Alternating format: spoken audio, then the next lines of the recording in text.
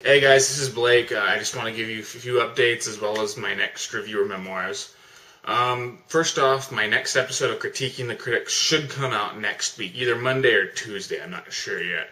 And between then and now, I also plan on finally editing that Lost Halloween 2 episode that I was supposed to do even before Shock, that I actually filmed but just never completed. So, yeah, it's coming up soon, and I hope you enjoy them. And as a reminder, this is the Reviewer Memoirs where I talk about the reviews I already did. If you haven't seen them, please go ahead and watch them. In this case, I'm going to be talking about Cat in the Brain, also known as Nightmare Concert, and my Cinema Snob review. Alright, first with Cat in the Brain, a little information on Lucio Fulci himself. I am a huge fan of his. In fact, I actually one day want to be a director just because of him. I'm not even sure why. I just watched his first major blockbuster film out. That's not even really right. Zombie. And for some reason, I just wanted to direct after that. You know, and his movies aren't necessarily good outside of the context of what they are, but Lucio Fulci is one of the few people who can make a nonsensical movie work. He just creates some of the most unusual, surreal, and terrifying images ever on screen. And my favorite film of his happens to be his most nonsensical, City of the Living Dead, also known as Gates of Hell. And if you're a fan of Lucio Fulci, please check out my website. I review almost everything he's done. That's horror. And a few others. Unfortunately, I haven't seen all of his movies yet, but I've seen most of them. I haven't seen some of his early stuff, and I haven't seen his last one, which I believe is called Door to Silence. So this was a major disappointment, but at the same time, I wasn't really expecting much. And as for the movie itself, there's my copy right here. I own this.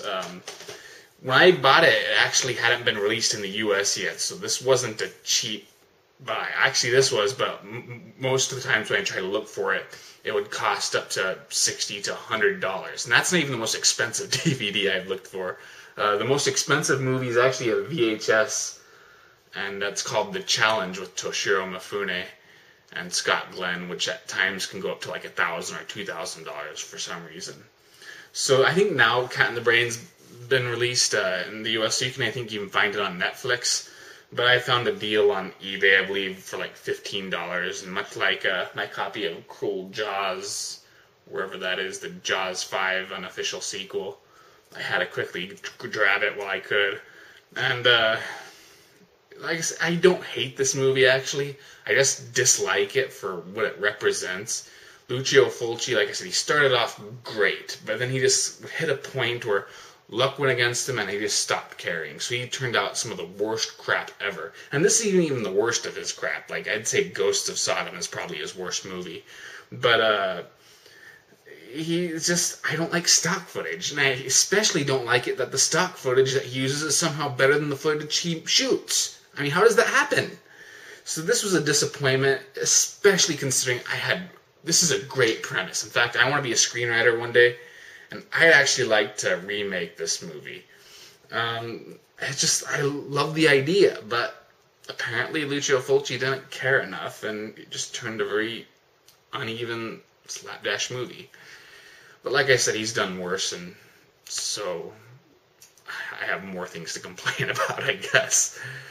So a lot of people actually do like this movie, and I could see why. You know, especially people who are so used to crappy movies. And like I said, this isn't the worst you'll find out there. It's just a disappointment compared to what it could have been. I mean, that's the main thing. It's like the 8.5 of horror films, except it sucks. And that's what irritates me the most, I guess I should say.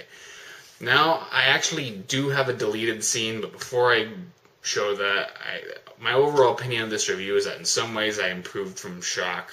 In other ways, I didn't. I didn't think I was as funny, but at the same time, my editing was a lot better at the time, and it was a lot easier to make. But this deleted scene coming up has probably some of my best acting in my early videos.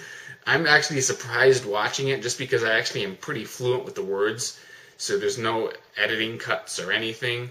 And I'm confused, considering back then I really was bad at that, and even now I'm not great at it. So I hope this came, I think, near the end, and you might even notice in my actual review, I talk about a happy ending, then kind of cut away abruptly, and this is pretty much what came after that. Now, a lot of people would complain about how over-the-top the happy ending is, but you know what? I'll go ahead and accept it. After all, Fulci's life and career only went downhill after this, leading to his possible suicide in 1996. So you know what, Fulci? I'll forgive all your self-indulgence here. However, I cannot forgive the constant padding, the reliance on stock footage, and the bastardizing of such a great premise! So yeah, great scene. I loved it. Now let's hurry, because I'm running out of time, talk about the Cinema Snob review. Now the Cinema Snob was actually the very first video review I ever watched. I think I just watched Zombie 4 After Death, which wasn't as terrible as he made it out to be, but it was definitely bad. And I was, I think, looking at Wikipedia, and I guess there's a link to the Cinema Snob's review there. And so I watched that, and I initially wasn't all that impressed. In fact, I was even going to say that in this review, that I didn't think his first review was very good. But then I went back and watched it, and I liked it. So I guess the snob just grew on me a lot or something. But, you know, I kept going on because I wanted to see his opinion on Zombie 5, Killing Birds, which I thought was actually a much better review. And, in fact, it's one of my personal favorites. So I just kept going, and eventually I became pretty addicted and would get irritated whenever the snob wouldn't update, which he didn't for a long time. But now he's got his own thing going.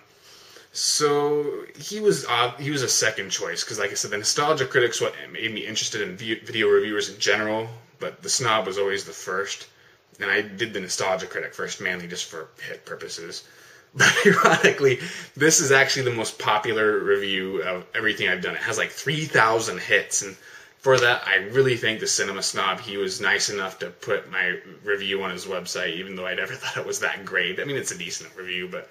And people were positive on the YouTube page, but on his website, they weren't so much. In fact, some of them said some of the stupidest things. Now, I don't mind criticism. In fact, I welcome it.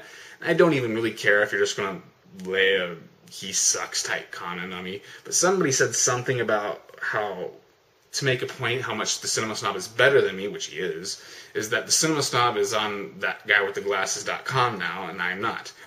The Cinema Snob's been around for like 3 years at the absolute least now. I'm only guessing because he said that in his last review. He did review a video 3 years ago. So it's even longer than that. I've only been around for not even a year right now. When I did that, I think it was like 3 months. So that's not even fair. Even if I was a great reviewer, I wouldn't be on that guy with the glasses. And I'm not a great reviewer, and I admit it. But yeah, that was irritating. But in general, I don't mind criticism, especially because, like I said, it's not necessarily a great review, even though it has many parts that I'm very proud of. Like, I love the light turning off joke. Something that even the snob agrees was a problem with him, which he's definitely overcome. And the whole hair envy thing was pretty funny, I thought. And all in all, I don't think I explained it well enough, but a lot of people called me out on what was I talking about when I was mentioning his acting. A lot of people say, you know, he's just like, the snob is just like the person who plays him or whatever. I'm not saying that correctly.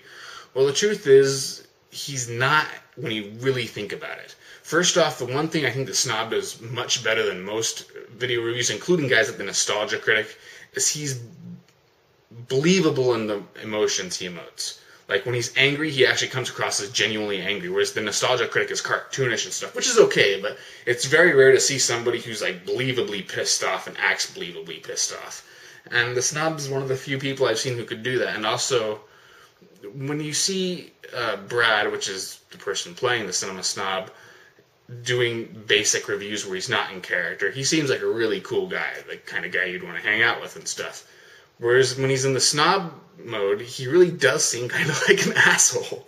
A real, genuine snob. So that's what I meant in terms of acting.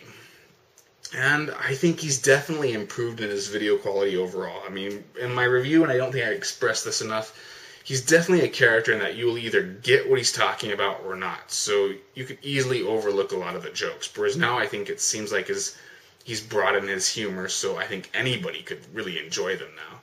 And so that was it. I thought both of these videos were alright, and I'm glad you liked them. Sorry if you disliked them.